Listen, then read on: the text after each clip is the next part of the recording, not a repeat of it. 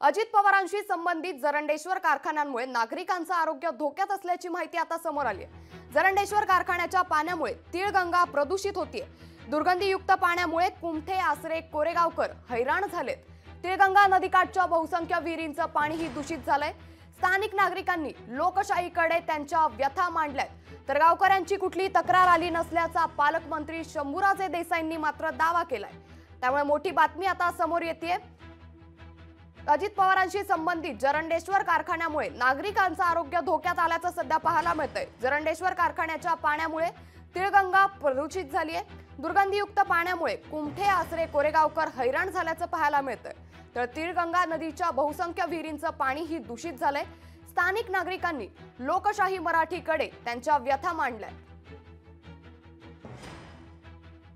मला माहित नाही तिथं स्थानिक परिस्थिती काय आहे आणि दूषित पाणी काय येतंय।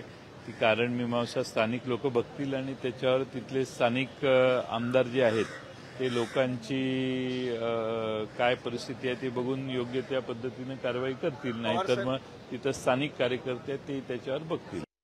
जरंडेश्वर सहकारी साखर कारखाना हा माझ्या जिल्ह्यामधला आहे, सातारा जिल्ह्यामधला आहे, परंतु अशा पद्धतीची कुठलीही तक्रार अजूनपर्यंत तरी ना जिल्हाधिकाऱ्यांच्याकडे किंवा पालकमंत्री म्हणून माझ्याकडे त्या ग्रामस्थांनी केलेली नाही।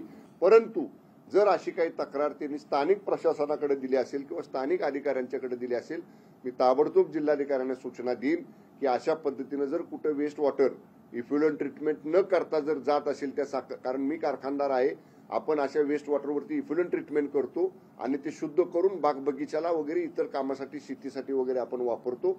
नेमकी तिथं काय अडचण आहे हे मी स्थानिक प्रशासनातल्या अधिकाऱ्यांना सूचना देईल।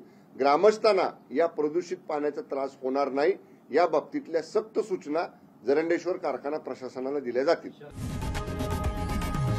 लोकशाही मराठी ऐका, पहा, जागरूक रहा।